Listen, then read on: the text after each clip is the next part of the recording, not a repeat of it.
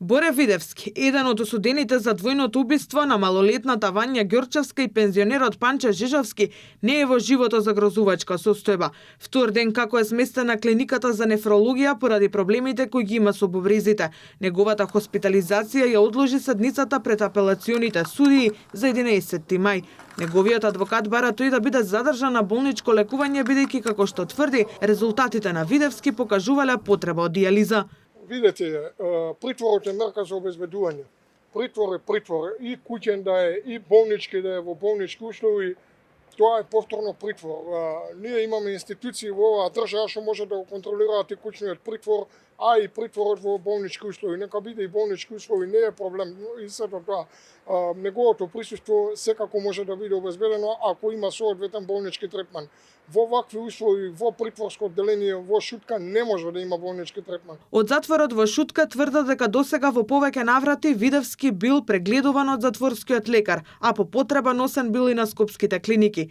Пред 2 дена тој бил однесен на преглед кај специјалист и бил вратен назад во келија за вчера да биде хоспитализиран. Претеникот е константно под здравствена контрола. Над 20 пати истиот го имаме носено што кај примарниот доктор, кај нашиот доктор, каде имаме потреба го носиме истиот на терцијално здравство.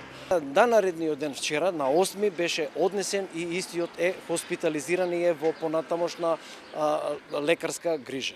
Побаравме да ни дадат, но неофицијално е дека е во добра здравствена состојба, дека не е животно загрозувачка. На главната расправа во апелација, одбраната треба да ги образложи жалбите на првостепената пресуда во која Лупчо Палевски Палчо, Боре Видевски, Велибор Манев и Владко Кешишев се осудени на доживотен затвор. За грабнувањето и суровите убиства со пиштол на 14 годишната Вања Ѓорчевска и 74 годишниот велешанец Панче Жижовски, кривичен лани во јуни Палевски го осуди како директен извршител и Велибор Манев, Боре Видевски и Владко Кешишев како негови помагачи.